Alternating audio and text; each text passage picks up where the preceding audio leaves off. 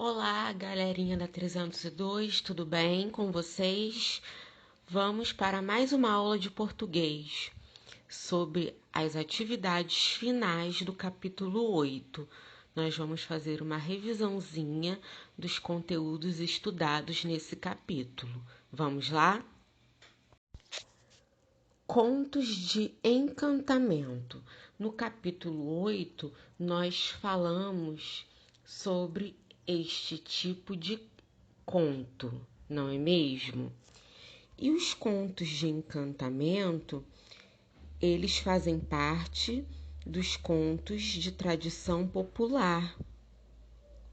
Nessas histórias, há feitiços, reis, rainhas, príncipes, princesas, monstros e personagens do povo, além de elementos mágicos que ajudam o herói ou a heroína a superar muitos desafios.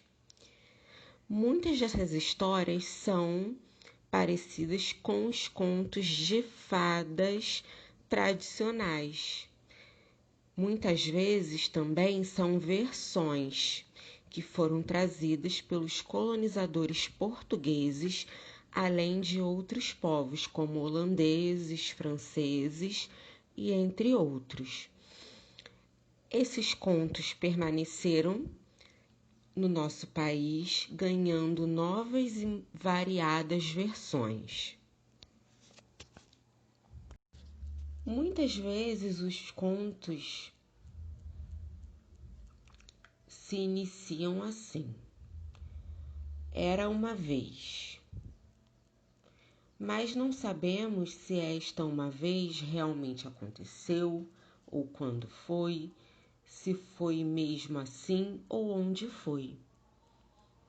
Parece que foi antes, muito antes.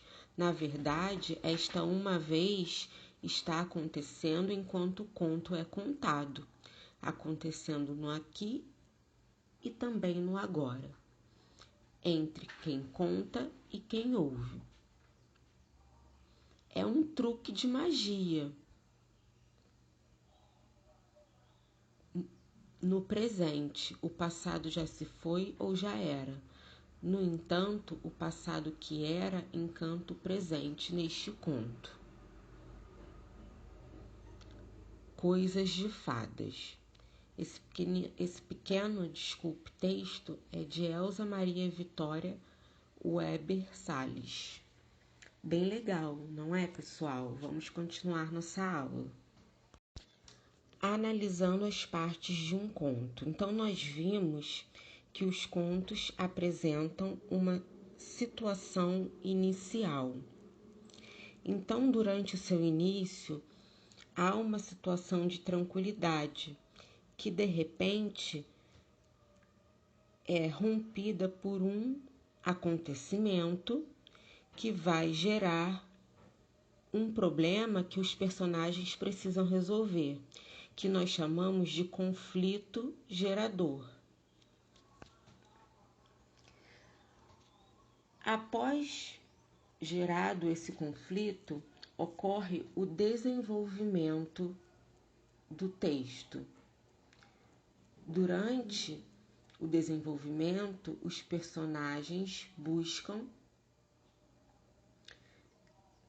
maneiras de resolverem esse conflito, esse problema. Na situação final do texto, os personagens encontram a solução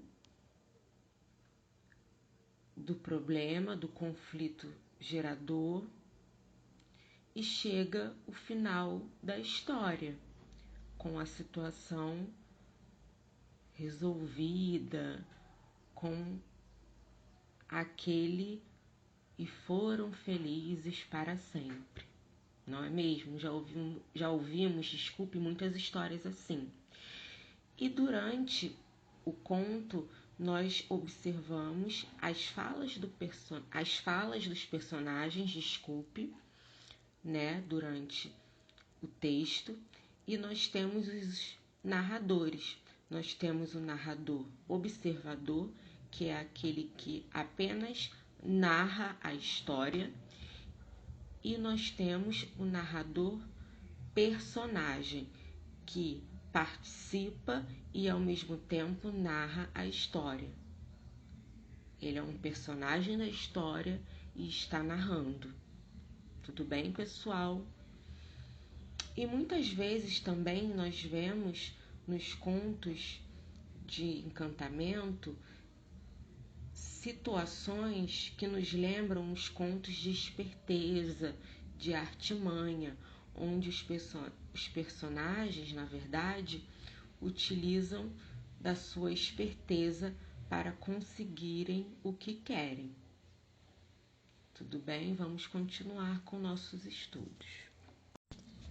Classificação, quantidade de sílabas. De acordo com o seu número de sílabas, nós classificamos as palavras. Quando a palavra possui apenas uma sílaba, nós chamamos de monossílaba, como é o caso de sol e mão. Quando a palavra apresenta duas sílabas, nós chamamos de dissílaba, como é o caso de olho e casa. Quando a palavra possui três sílabas, nós chamamos de trissílaba, que é o caso de celular e janela. Quando a palavra possui quatro sílabas ou mais, nós chamamos de polissílaba, como é o caso de abacaxi e universo. Então, é monossílaba, uma sílaba, dissílaba, duas sílabas, trissílaba, três sílabas e polissílaba, quatro sílabas ou mais. Sílaba tônica e átona. As palavras possuem sílabas tônicas e átonas de acordo com a sua tonicidade.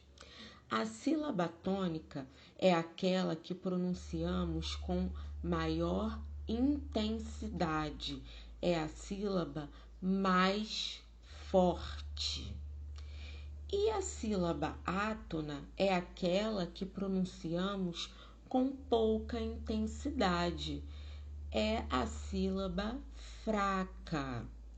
Então vejam a palavra café.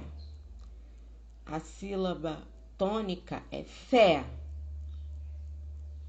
E a sílaba átona é cá. Café. Vejam a palavra sacola. A sílaba tônica, a sílaba mais forte é có. E as sílabas átonas dessa palavra é sa e lá, porque falamos sacola. Agora vejam a palavra médico. Médico. A sílaba tônica é mé e as sílabas átonas são di e co, que são as sílabas mais fracas. Relembrando, de acordo com a posição da sílaba tônica, também há classificações. Quando a sílaba tônica, que é a sílaba forte, é a última, nós chamamos de oxítona. Exemplo, café, apagador, botão, livro.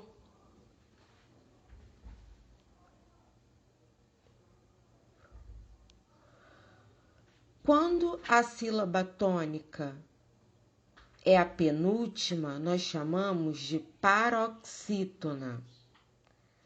Exemplo, incrível, gigante, madeira, peteca. Quando a sílaba tônica é a antepenúltima, nós chamamos de proparoxítona.